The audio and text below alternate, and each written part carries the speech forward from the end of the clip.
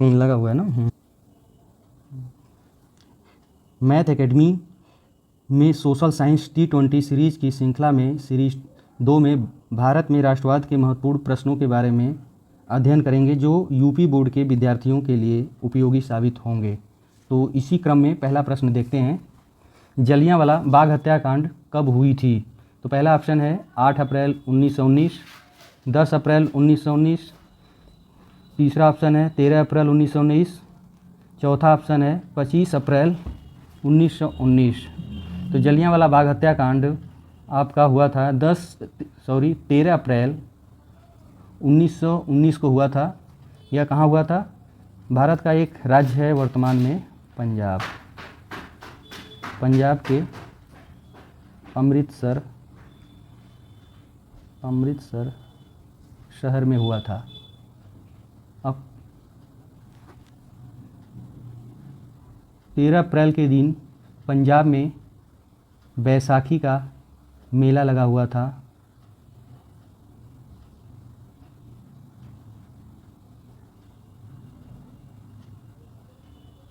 उस मेले में तमाम आंदोलनकारी इकट्ठा हुए थे, जो कुछ लोग मेला देखने आए थे और कुछ लोग आंदोलनकारी थे, क्योंकि कुछ दिनों पहले ही 2 व्यक्तियों की गिरफ्तारी हो गई थी जो पंजाब के नेता थे, जिसका नाम डॉक्टर सैफुद्दीन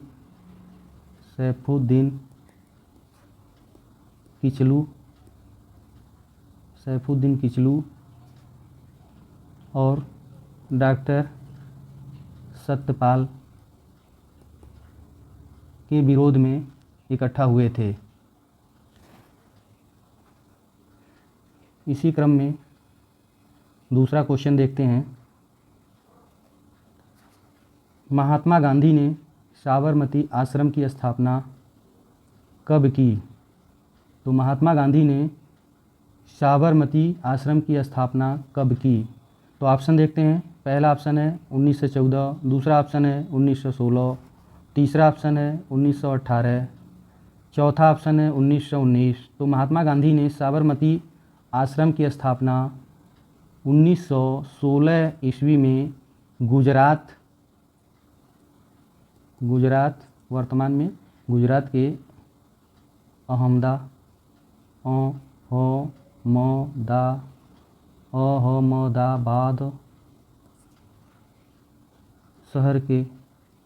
शहर में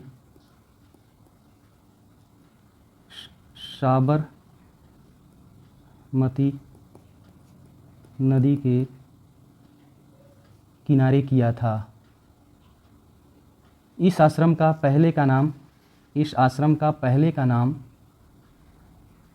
सत्याग्रह आश्रम के नाम से भी जाना जाता है।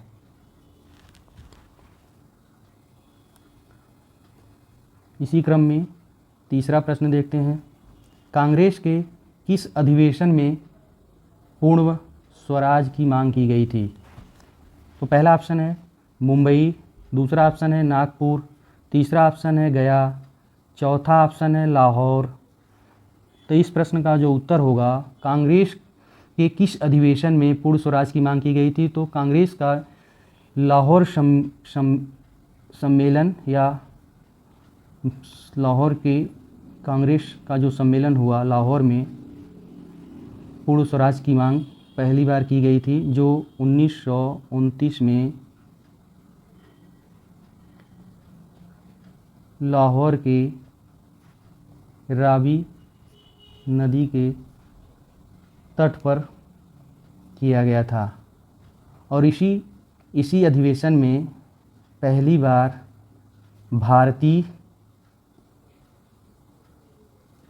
तिरंगा भी फहराया गया था।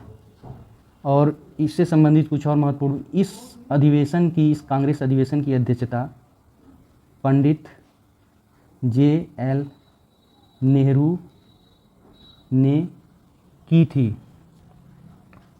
वर्तमान में लाहौर पाकिस्तान में स्थित है। इसी क्रम में चौथा प्रश्न, जलियांवाला बाग में गोली चलाने की आज्ञा किसने दी थी? पहला ऑप्शन है माउंटबेटन, दूसरा ऑप्शन है डलहौजी, तीसरा ऑप्शन है लॉर्ड इरविन, चौथा ऑप्शन है आप जनरल डायर। तो इस प्रश्न का उत्तर होगा जलियांवाला बाग में गोली चलाने की आज्ञा किसने दी? तो इसमें उत्तर होगा जनरल डायर। जनरल डायर ने किया था। अब जनरल डायर, उस समय जो दो जनरल डायर थे, एक का नाम इतिहास में मिलता है आर जनरल डायर, एक का इतिहास में मिलता है ओ जनरल डायर। इसका पूरा नाम सर माइकल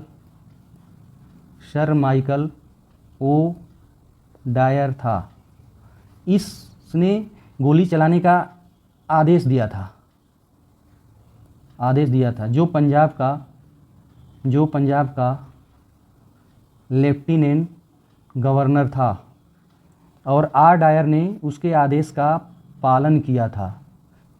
इस तरह से देखा जाए तो जो जलियांवाला बाग हत्याकांड हुआ, गोली आर डायर ने चलवाई थी, जिसमें तमाम मासूम निहत्थे लोग मारे गए थे। कितने लोग उस बाग में कुएं थे, उसमें कूद के जान बचाएं, लेकिन कोई बच नहीं पाया, दम घुटने से भी मर जाते हैं। तो इस तरह से अंग्रेज़ों ने भारत के साथ गलत काम किया था। इसी क्रम में अगला क्वेश्चन, भारत छोड़ो आंदोलन कब शुरू हुआ? पहला ऑप्शन है जून 1942, दूसरा ऑप्शन है जुलाई 1942, तीसरा ऑप्शन है अगस्त 1942, चौथा ऑप्शन है सितंबर 1942। तो भारत छोड़ो आंदोलन सन 1942 में शुरू हुआ था, जो 8 अगस्त 1942 को शुरू हुआ था। अगस्त महीने में शुरू होने के कारण इसे भारतीय इतिहास में अगस्त क्रांति के नाम से भी जाना जाता है।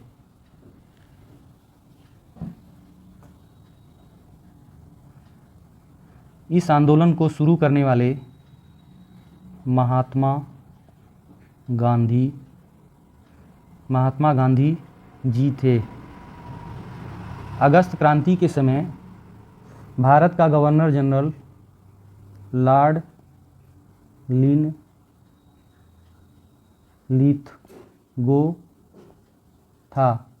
गवर्नर जनरलों में सबसे लंबा कार्यकाल इसी लॉर्ड लिथगो का था। ये भी क्वेश्चन पूछा जा सकता है परीक्षा के लिए। अगला क्वेश्चन है, असहयोग आंदोलन का मुख्य कारण क्या था? तो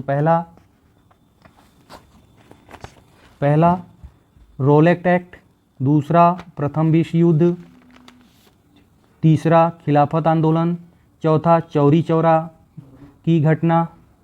तो इस प्रश्न का उत्तर होगा रोलेक्ट एक्ट की वजह से। रोलेक्ट एक्ट 1919 ईस्वी में आया था। 1919 ईस्वी में आया था।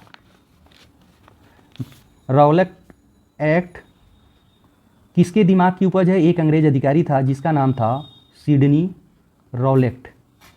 क्या नाम था? सिडनी रोलेक्ट। उसी ने इस कानून को लाया था, इसीलिए इसको भारतीय इतिहास में रोलेक्ट एक्ट के नाम से जाना जाता है। महात्मा गांधी ने इस कानून को काला कानून भी कहा था।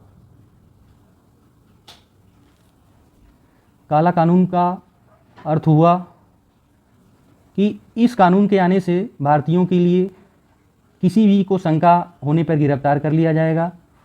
गिरफ्तार करने के बाद न उसकी अपील सुनी जाएगी, न उसकी कोई दलील सुनी जाएगी, न वह कोई वकील कर सकता है। तो इसे कहा जाता है भारतीय इतिहास में यह जो कानून था बिना अपील, बिना दलील, बिना वकील का कहा जाता है। करो और मरो, करो और मरो का नारा किसका था? पहला ऑप्शन है सुभाष चंद्र बोस, दूसरा ऑप्शन है चंद्रशेखर आज़ाद, तीसरा ऑप्शन है भगत सिंह, चौथा ऑप्शन है महात्मा गांधी। तो इस प्रश्न का जो उत्तर होगा, महात्मा गांधी ने करो एंड मरो का नारा दिया गया है। महात्मा गांधी ने इसे डू एंड डाई अंग्रेजी में कहा जाता है, ठीक, हाँ, डू एंड डाई कहा जाता है। और यह जो आंदोलन है महात्मा गांधी ने मुंबई बंद कर दीजिए, मुंबई के ग्वालियर टैंक मैदान से दिया था, जिसे वर्तमान में भारत सरकार द्वारा अगस्त क्रांति मैदान के नाम से जाना जाता है। ये भी क्वेश्चन पूछा जा सकता है कि वर्तमान में ग्वालियर टैंक जो मैदान मुंबई में है उसे किस नाम से जाना जाता है? अगस्त क्रांति मैदान के नाम से जाना जाता है। और महात्मा गांधी जी जब भाषण दे रहे थे, देखने वाले उस समय बताते हैं इतिहासकार कि महात्मा गांधी जब बोल रहे थे तो लोगों का मानना था कि जैसे कोई देवदूत बोल रहा हो, मतलब ईश्वर, जैसे उनके अंदर कोई ईश्वर का अंश आ गया। तो इतिहास में ऐसा भी मिलता है कि लगभग इन्होंने 1 घंटा से ज़्यादा भाषण दिया था, 1 घंटे से ज़्यादा भाषण दिया था। और उसी में कहा था, उन्होंने जो अपना अहिंसावादी सत्यवादी नीति थी उसको छोड़ के कहा था अब स्वतंत्रता के लिए हमें या तो कर जाएंगे, उसमें प्राण दे देंगे, या तो मर जाएंगे, या तो हम अपने देश को स्वतंत्र करा लेंगे। इसी कड़ी में हम अगला क्वेश्चन देखते हैं। भारत वापस आने पर महात्मा गांधी जी ने पहला सत्याग्रह कहाँ किया? पहला ऑप्शन है चंपारण, दूसरा है बारडोली, तीसरा है अहमदाबाद, चौथा है खेड़ा। तो इस प्रश्न का उत्तर होगा महात्मा गांधी जी ने पहला सत्याग्रह कहाँ किया? तो उन्होंने पहला सत्याग्रह किया था चंपारण में। कहाँ किया था? चंपारण। चंपारण का जो सत्याग्रह था वह 1917 ईस्वी में हुआ था। और वहाँ पर जो किसान थे उनके साथ अंग्रेज़ों ने कहा था कि भाई जो नील की खेती करेगा, जिसके पास खेत है, तो वह अपने पूरे खेत का मतलब है 1/3 हिस्सा, ठीक, पर नील की खेती करेगा, नहीं तो उसके खिलाफ कार्रवाई की जाएगी। तो इसी के विरोध में बिहार का एक किसान है जिसका नाम है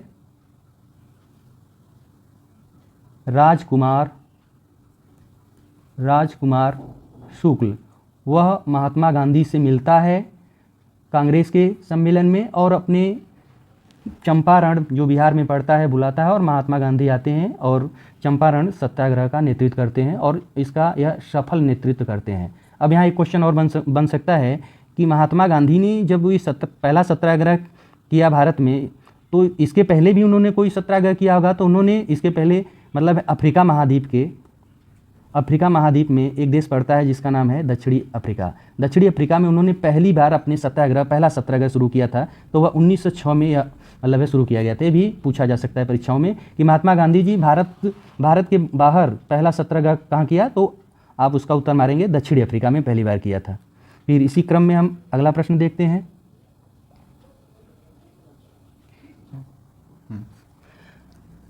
प्रश्न नंबर 9, भारतीय राष्ट्रीय कांग्रेस की स्थापना, यहाँ होना चाहिए था, कब हुई? तो पहला ऑप्शन है 1882, दूसरा ऑप्शन है 1884, तीसरा ऑप्शन है 1885, चौथा ऑप्शन है 1860।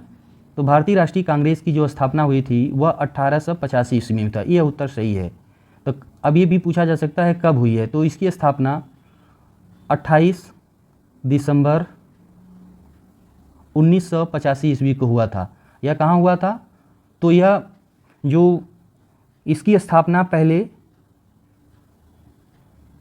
25 दिसंबर को पूना में होने वाला था, लेकिन संयोग से पूना में प्लेग फैल गया और कांग्रेस प्रतिनिधियों को मतलब है अपना स्थान चेंज करना पड़ा, तो उसमें कुछ टाइम लगे। तब उस डेट को मतलब उन्होंने 28 तारीख को उन्होंने यह मतलब है सम्मेलन मुंबई में करते हैं, मुंबई, जिसे उस समय वो बम्बई या बॉम्बे के नाम से जानते हैं। और कि कहाँ पर किया गया, तो इसमें होगा गोकुल पाल तेजपाल संस्कृत महाविद्यालय में किया गया था। अब ये भी क्वेश्चन बन सकता है कि भारतीय राष्ट्रीय कांग्रेस की जब स्थापना हुई तो उसके अध्यक्ष या प्रेसिडेंट कौन थे, तो WC बनर्जी उसके प्रेसिडेंट थे। WC बनर्जी का पूरा नाम है व्योमेश चंद्र बनर्जी। अगर परीक्षा में WC दिया है या व्योमेश तो उसका अर्थ है कभी कभी मतलब 60 नाम भी दे देता है, तो उस पर आप लोगों को ध्यान रखना पड़ेगा। इस सम्मेलन में पहली बार 72 प्रतिनिधियों ने भाग लिया। ज़्यादातर जो प्रतिनिधि थे वह मतलब है वकील थे। क्या थे? वकील थे। अब अगला क्वेश्चन देखते हैं। महात्मा गांधी ने असहयोग आंदोलन कब प्रारंभ किया? 10वां क्वेश्चन देखते हैं। महात्मा गांधी ने असहयोग आंदोलन कब प्रारंभ किया? ऑप्शन है 1919, 1920, 1922, 1924। तो इस प्रश्न का उत्तर होगा महात्मा गांधी ने असहयोग आंदोलन 1920 ईस्वी में शुरू किया था। ये इसकी जो औपचारिक शुरुआत है वह अगस्त 1920 में शुरू हो गई थी। इसको शुरू करने वाले व्यक्ति थे महात्मा गांधी। तो इस सबसे पहले सामने ये समस्या आई कि इसको कांग्रेस के लोगों ने सितंबर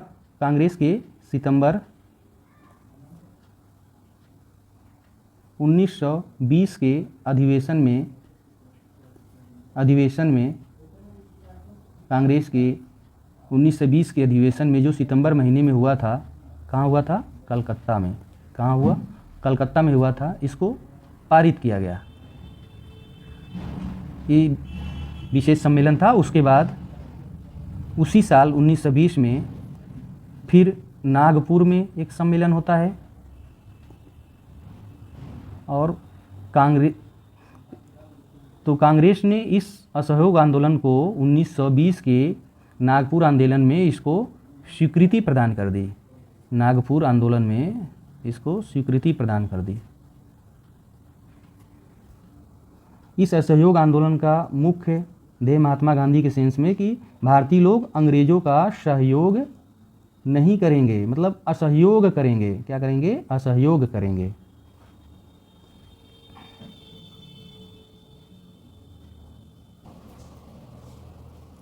महात्मा गांधी अफ्रीका से कब वापस आए? Question number 11। इसमें पहला ऑप्शन होगा 1915, दूसरा ऑप्शन होगा 1914, तीसरा ऑप्शन होगा 1918, चौथा ऑप्शन होगा 1919। महात्मा गांधी अफ्रीका से कब वापस आए? उसका उत्तर होगा 1915। कब आए थे? 9 जनवरी 1915 को आए थे। 9 जनवरी 1915 को आए। इस दिन भारत सरकार द्वारा अफ्रीका से लौटने के कारण प्रवासी दिवस मनाया जाता है भारत में, जिसे बोलते हैं भारतीय प्रवासी दिवस।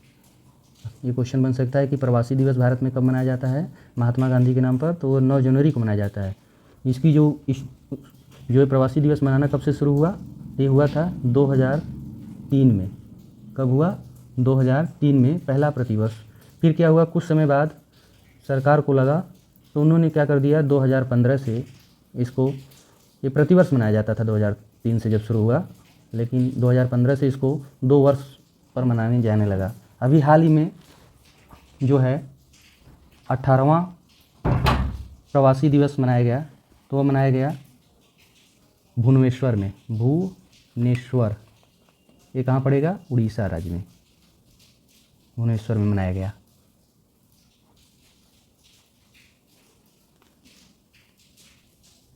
इसी में क्वेश्चन बन सकता है कि महात्मा गांधी अफ्रीका से लौटने के बाद किस व्यक्ति से पहले मिले? तो उनका नाम है गोपाल कृष्ण गोखले। क्या नाम है? गोपाल कृष्ण गोखले, जो इनके राजनीतिक गुरु भी थे। इनसे उन्होंने पूछा कि भारत को जानने के लिए मुझे क्या करना पड़ा, तो उन्होंने कहा पहले भारत को जानने के लिए कोई आंदोलन शुरू करने से पहले आपको भारत का पूरा भ्रमण करना पड़ेगा, क्या स्थिति है, तब उसके बाद आंदोलन में कूदिए।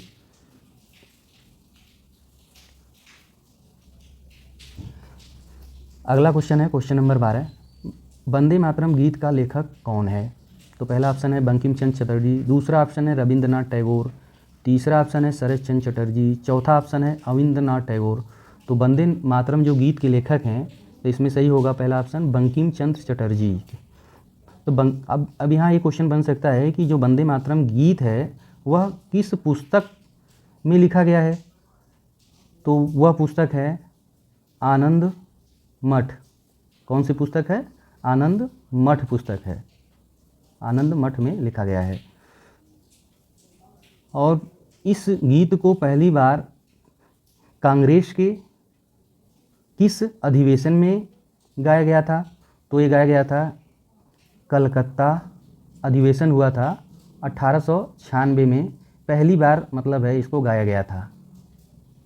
और एक क्वेश्चन और बन सकता है इसमें कि वंदे मातरम गीत भारत का राष्ट्रीय गीत कब बना? भारत का राष्ट्रीय गीत कब बना, मतलब अपने देश का? ये बना था 24 जनवरी 1950 को, 1950 को। अब यहाँ वंदे मातरम की बात हुई है तो जनगण मन भी जान लीजिए। तो जनगण मन जो था, जनगण मन, ये भी आपका 24 जनवरी 1950 को ही भारत का राष्ट्रगान बना। अगला क्वेश्चन है क्वेश्चन नंबर 13, चौरी चौरा की घटना का क्या परिणाम हुआ? तो पहला ऑप्शन है रॉलेट एक्ट पास हुआ, दूसरा ऑप्शन है खिलाफत आंदोलन चलाया गया, तीसरा ऑप्शन है साइमन कमीशन भारत आया, चौथा है असहयोग आंदोलन वापस ले लिया गया। तो महात्मा गांधी द्वारा जो असहयोग आंदोलन चलाया गया था वह चौरी चौरा घटना के बाद वापस ले लिया गया था। तो अब यहाँ हुआ कि चौरी चौरा घटना कब हुई? चौरी चौरा घटना 4 फरवरी 1922 को हुआ था। और इसमें क्या हुआ था कि यह घटना गोरखपुर जो उत्तर प्रदेश का एक ज़िला है वर्तमान में, वहाँ घटना घटी थी। तो इसमें क्या हुआ, कुछ भारतीय आंदोलनकारी उस क्षेत्र के, मतलब एक नेता थे जिनका नाम है भगवान अहीर। क्या नाम है? भगवान अहीर के नेतृत्व में आंदोलनकारी एक पुलिस चौकी को घेर लिए, जिसमें 22 पुलिसकर्मियों को पूरे आंदोलनकारियों ने जला करके मार डाला। क्या डाला? मार डाला। इससे महात्मा गांधी को बहुत आघात लगता है, मार डाला गया। इसी कड़ी में अगला क्वेश्चन है 14वां, आनंद मठ उपन्यास के लेखक कौन थे? तो पहला ऑप्शन है बंकिम चंद्र चटर्जी, दूसरा ऑप्शन है रविंद्रनाथ टैगोर, तीसरा ऑप्शन है शरत चंद्र चटर्जी, चौथा ऑप्शन है सुभाष चंद्र बोस। तो आनंद मठ उपन्यास के जो लेखक हैं वह हैं बंकिम चंद्र चटर्जी। ठीक। और आनंद मठ जो पुस्तक है इसमें कुछ महत्वपूर्ण तथ्य और पूछे जा सकते हैं। इसमें एक भारत में आंदोलन था जिसका नाम था सन्यासी विद्रोह का भी वर्णन मिलता है। रविंद्रनाथ टैगोर के बारे में आप लोग जानते ही होंगे कि जो जन गण मन अधिनायक है, गीत लिखा गया। इसी कड़ी में 15वां क्वेश्चन है चौरी चौरा में हिंसात्मक घटना कब हुई थी?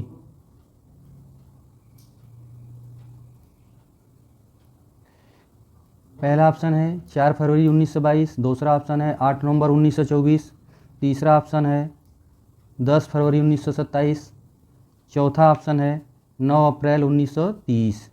तो चौरी चौरा की जो घटना हुई थी वह 4 फरवरी 1922 को हुआ था। अभी कुछ समय पहले उत्तर प्रदेश सरकार ने उत्तर प्रदेश सरकार ने चौरी चौरा जो हत्याकांड है उसका नाम चेंज करके इसका नाम रख दिए हैं चौरी चौरा क्रांति कर दिया गया है। चौरी चौरा क्रांति कर दिया गया है और इस क्रांति का नेतृत्व भगवान अहिर ने किया था।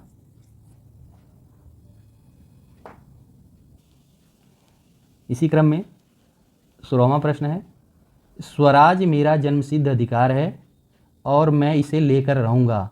यह एक कथन है यानी स्टेटमेंट बोलते हैं। पहला ऑप्शन है गोपाल कृष्ण गोखले, दूसरा ऑप्शन है बाल गंगाधर तिलक, तीसरा ऑप्शन है जवाहरलाल नेहरू, चौथा ऑप्शन है महात्मा गांधी। तो इस प्रश्न का उत्तर होगा स्वराज मेरा जन्मसिद्ध अधिकार है और मैं इसे लेकर रहूँगा। तो इसको बाल गंगाधर तिलक ने कहा था। किसने कहा था? बाल गंगाधर तिलक ने। तिलक को अंग्रेज़ों के खिलाफ आंदोलन करने के कारण अंग्रेज़ों ने इनको गिरफ्तार करके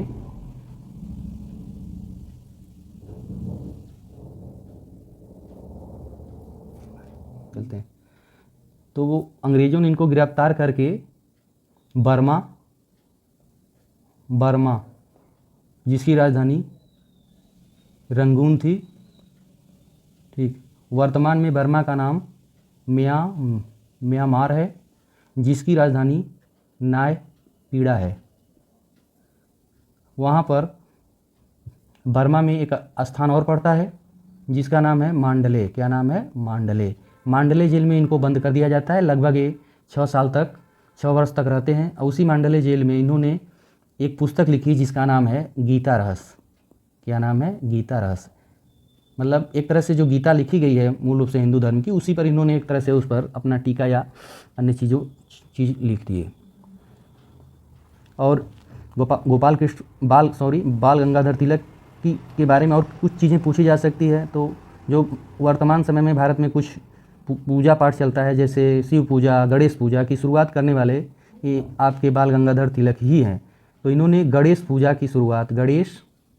की शुरुआत भारत में 1893 ईस्वी में किया और शिव पूजा की शुरुआत इन्होंने 1895 ईस्वी में किया। इसका कारण यह था, इन्होंने भारतीयों को आपस में जोड़ने के लिए, मतलब अर्थात राष्ट्रीय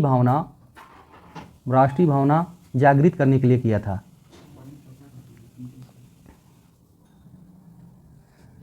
अगला क्वेश्चन है क्वेश्चन नंबर 17।